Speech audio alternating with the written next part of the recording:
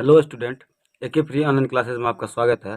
तो आज हम क्लास 12 का इंग्लिश का chapter first Indian civilisation and culture को समझेंगे और आपको एग्जाम में जिस प्रकार से समरी पूछा जाता है उसको शॉर्ट में बना के आपके लिए हम लाए हैं। तो प्लीज़ आप इस वीडियो को देखिए पूरा, और आप जितना इसमें बताए हैं इस सारे आप अगर लिखते हैं तो आपको फुल का फुल नंबर आएगा। और इसके साथ साथ आपका पूरा प्रोज सेक्शन, ऑब्जेक्टिव और इसका क्वेश्चन आंसर सारे करवाएंगे। तो वीडियो को देखिए ध्यान से। इनमें जो है ये आपको प्रोज सेक्शन में यानी गद्य खंड में आपको पहला चैप्टर है इंडियन सिविलाइजेशन एंड कल्चर, जिसका हिंदी होता है भारतीय सभ्यता और संस्कृति, जिसको महात्मा गांधी ने लिखा है। मतलब भारतीय संस्कृति और सभ्यता के बारे में महात्मा गांधी जी ने बताया है। तो महात्मा गांधी का जन्म कब हुआ था, इसका मृत्यु कब हुआ था, इसका जन्म कहाँ हुआ था, ये सारे आपको ऑब्जेक्टिव में पूछा जाता है, इसलिए इसको आप विशेष रूप से ध्यान से देखिएगा। और जो आपको ये हम PDF से पढ़ा रहे हैं, इस PDF को अगर आप लिखते हैं तो आपको एग्जाम में फुल का फुल नंबर आएगा। चलिए हम वीडियो को स्टार्ट करते हैं। तो आपका चैप्टर है इंडियन सिविलाइजेशन एंड कल्चर। तो इंडियन का मतलब भारतीय, सिविलाइजेशन मतलब सभ्यता और कल्चर मतलब संस्कृति। तो इनमें जो महात्मा, इसके जो राइटर है, लेखक जो है, ये है महात्मा गांधी। मतलब यहाँ पे राइटर पहले लिखिएगा, राइटर है महात्मा गांधी। राइटर कौन है? महात्मा गांधी। जो महात्मा गांधी का पूरा नाम मोहनदास करमचंद गांधी है।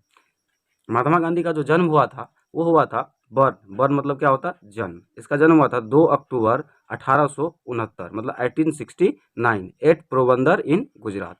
मतलब गुजरात के पोरबंदर नामक जगह पर हुआ था महात्मा गांधी का जन्म। ये सारे आपका हिंदी में बताएंगे आपको। इसके साथ इसका जो इम्पोर्टेंट वर्ड मीनिंग है उसको भी नीचे में हम बता देंगे, इसलिए आप वीडियो में बने रहिए।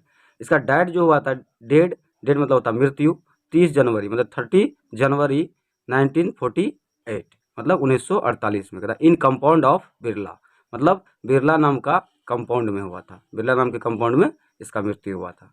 तो इसका जन्म हुआ 2 अक्टूबर 1869 मतलब 1869, और इसका मृत्यु हुआ था 30 जनवरी 1948 इन कंपाउंड ऑफ बिरला। अब हम क्या करेंगे, ये पहले लिखने के बाद तब इसके बारे में हम लिखना स्टार्ट करेंगे।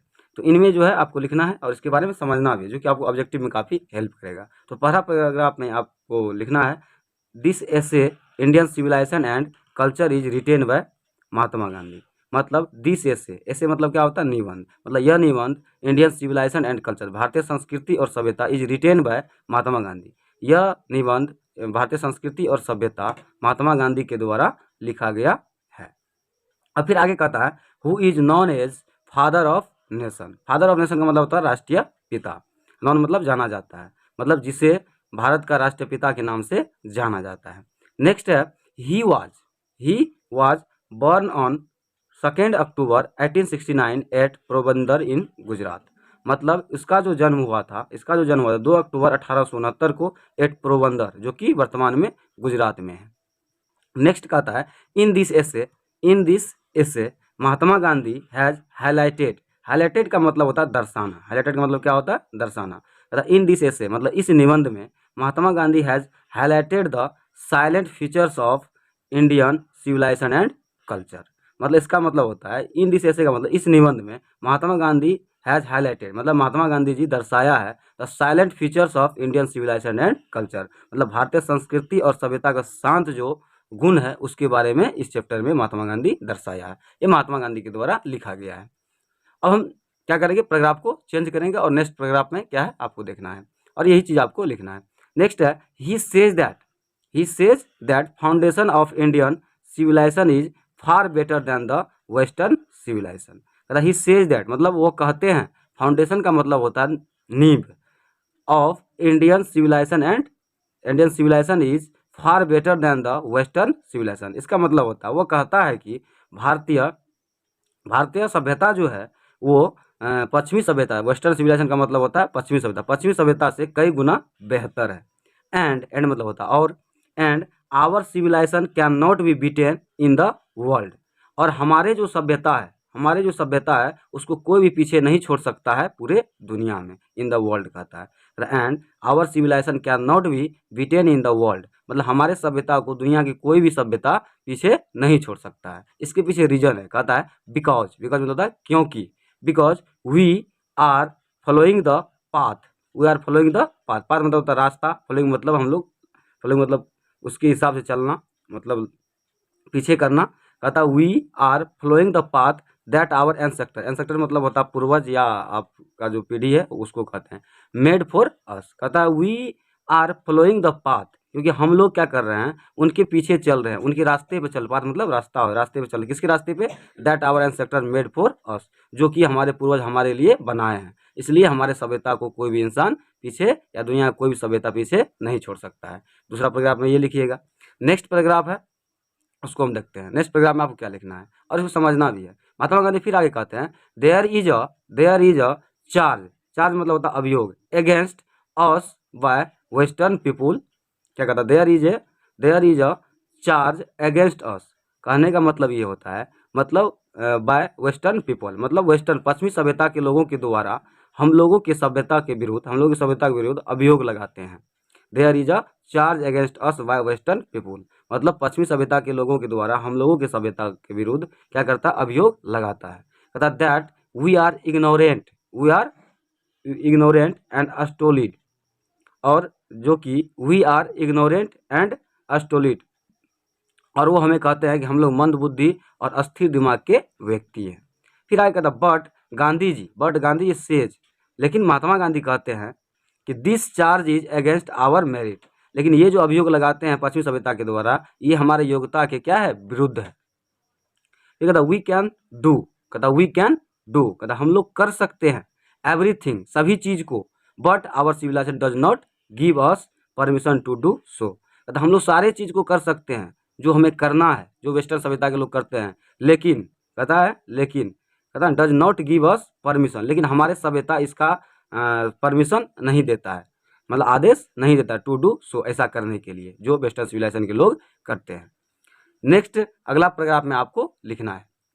और महात्मा गांधी फिर से आगे कहता है गांधी जी सेज दैट, मतलब महात्मा गांधी कहते हैं कि आवर एंसेस्टर हमारे पूर्वज, आवर एंसेस्टर का मतलब क्या होता है, हमारे पूर्वज, प्री आवर एंसेस्टर प्रीफर्ड का मतलब होता है पसंद करना, कहता है our ancestor preferred village to cities, हमारे जो है पूर्वज जो है पसंद करते हैं किसको, गांव को, किसके तुलना में, शहर की तुलना, सिटीज मतलब शहर की तुलना में, बिकॉज मतलब क्योंकि, दे न्यू क्योंकि वे जानते हैं, न्यू मतलब जानना होता है, दे न्यू क्योंकि वे लोग जानते हैं कि cities are full of vices, crimes, robbers and thieves, क्योंकि वो जानते हैं कि शहरों में पूरा क्या भरा हुआ है, विरोधियों से भरा हुआ है, क्राइम मतलब अत्याचारों से भरा हुआ है, रोबर मतलब डाकुओं से भरा हुआ और चोरों से भरा हुआ है, इस शहर को मानते हैं हमारे पूर्वज। बट लेकिन in the village people live in peace, in the village people live in peace, इसका मतलब होता है कि लेकिन हमारे गांव के जो लोग हैं क्या रहते हैं, शांति से रहते हैं, यहाँ पे पीस होगा जो कि अगला पैराग्राफ में आपको दिखाया जाएगा। लिव इन पीस मतलब है शांति, लेकिन गांव के लोग क्या रहते हैं, शांति से रहते हैं। फिर से गांधी जी कहते हैं, Gandhi ji says that mind is a restless bird, Gandhi ji कहते हैं कि हमारा जो दिमाग है ना, दिमाग जो है किसी व्यक्ति का, वो क्या होता है, एक बेचैन पक्षी की तरह होता है, रेस्टलेस मतलब होता है बेचैन पक्षी की तरह होता है। कहता है द मोर इट गेट, अगर इसको ज़्यादा मिलता है तो द मोर इट वांट्स, तो ये क्या होता है, हमारा माइंड ज़्यादा और इच्छा जाहिर करता है, मतलब और ज़्यादा चाहता है। कहता एंड रिमेन्स अनसेटिस्फाइड, और हमारा माइंड क्या हो जाता है, असंतुष्ट ही रह जाता है। कहने का मतलब Gandhi ji says that mind is a restless bird, मतलब गांधी जी कहते हैं कि हमारा दिमाग जो है वो क्या है, बेचैन पक्षी की तरह है। कहता है कि the more it get the more it wants, अगर इसको ज़्यादा मिलता है तो और ये ज़्यादा इच्छा जाहिर करता है। एंड रिमेन्स अनसेटिस्फाइड, और वो क्या रह जाता है, असंतुष्ट ही रह जाता है। सो वी शुड, इसलिए हम लोग को चाहिए, क्या चाहिए, not indulge in our patience, इसलिए हम लोग ये चाहिए कि हम लोगों को अपने पेशेंस से अपने जुनून को सवार नहीं होने देना चाहिए, मतलब जो हमारा सभ्यता और कल्चर का होता है उसी के हिसाब से हम लोगों को चलना चाहिए। तो इस प्रकार आपका ये द इंड हो गया। तो अगर आप इतना लिखते हैं, इसको आप स्क्रीनशॉट लेकर के अगर पूरा लिखते हैं तो आपका समरी कंप्लीट हो जाएगा और महात्मा गांधी के बारे में भी आपको जानकारी मिल जाएगा। तो कुछ वर्ड मीनिंग है उसको भी हम देख लेते हैं। वर्ड मीनिंग में है यहाँ पे हाईलाइटेड का मतलब होता है दर्शाना, जो कि आप देख लीजिएगा। साइलेंट मतलब होता है शांत, FAR फार मतलब युद्ध। इग्नोरेंट का मतलब होता है अनदेखा या अज्ञानी। स्टोलिड मतलब होता है मंद बुद्धि। मेरिट मतलब होता है योग्यता। पाथ मतलब रास्ता। चार्ज मतलब अभियोग। फीचर मतलब गुण। बिटेन मतलब होता है पीछे छोड़ना। प्रीफर्ड, प्रीफर्ड का मतलब होता है पसंद करना। VIC वाइसेस मतलब विरोधी। नेक्स्ट है क्राइम्स मतलब जुर्म। इसका इंडल्ज है, तो इंडल्ज का मतलब होता है धुन सवार होना। पैसेंस मतलब जुनून। फाउंडेशन मतलब बुनियादी या नींव भी कह सकते हैं हम, नींव भी कह सकते हैं इसको। तो इस पर आपका वर्ड मीनिंग हो गया। एक बार फिर से हम आपको रिपीट कर देते हैं पढ़ के। तो आपको ये जो इंडियन सिविलाइजेशन एंड कल्चर है, इंडियन सिविलाइजेशन एंड कल्चर है, इसको लिखा है महात्मा गांधी ने, तो राइटर है महात्मा गांधी। इसके बाद burn 2 October 1869 at Porbandar in Gujarat. इसका जन्म हुआ था पोरबंदर गुजरात में 2 अक्टूबर 1869 को। Died 30 January 1948 in compound of Birla, Birla compound में। इसका 30 जनवरी 1948 को मृत्यु हो गया था। यहाँ पढ़ेंगे this essay Indian civilisation and culture is written by Mahatma Gandhi. यह निबंध महात्मा गांधी के द्वारा लिखी गई है। Who is known as father of nation, जिसे राष्ट्रपिता के नाम से जाना जाता है। He was born on 2 October 1869 at Porbandar in Gujarat. इसका जन्म जो हुआ 2 अक्टूबर 1869 में पोरबंदर गुजरात में हुआ था। In this essay Mahatma Gandhi has highlighted the silent features of Indian civilisation and culture. मतलब इस निबंध में महात्मा गांधी भारतीय संस्कृति और सभ्यता के शांत स्वभाव को दर्शाया है। Next, he says that foundation of Indian civilization is far better than the western civilization and western civilization। मतलब इसमें वो कहता है कि भारतीय सभ्यता का जो नींव है वो पश्चिमी सभ्यता के नींव से कई गुना बेहतर है। And our civilization can not be beaten in the world, और हमारे सभ्यता दुनिया का कोई भी सभ्यता पीछे नहीं छोड़ सकता है। Because we are following the path that our ancestor made for us, क्योंकि हम लोग उसके रास्ते पे चलते हैं जो कि हमारे पूर्वज ने बना करके गया है। नेक्स्ट कहता है there is a charge against us by western people. कहता है कि वेस्टर्न पश्चिमी सभ्यता के लोगों के द्वारा हम लोगों पर अभियोग लगाया जाता है कि that we are ignorant and stolid. वो कहता है कि हम लोग क्या मंदबुद्धि है और अस्थिर है। लेकिन बट मतलब होता है लेकिन महात्मा गांधी कहते हैं, गांधी जी से that charge is against our merit. Mahatma Gandhi कहते हैं ये चार्ज जो अभियोग जो लगाया जाता है ये हमारे विरुद्ध है। तो we can do everything but our civilization does not give us permission to do so. मतलब ये कहते हैं लेकिन हमारे सभ्यता ऐसा करने को परमिशन नहीं देता, क्योंकि हम लोग सारी चीज़ कहता वी कैन डू एवरीथिंग, हम लोग सभी चीज़ कर सकते हैं, but our civilization does not give us permission to do so, क्योंकि हमारी सभ्यता ऐसे करने को आदेश नहीं देता है। गांधी जी से that our ancestor preferred village to cities.